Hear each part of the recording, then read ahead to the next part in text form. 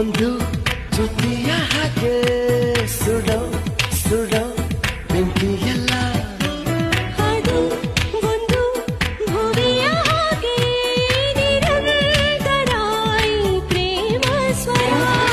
ಈ ಪ್ರೀತಿ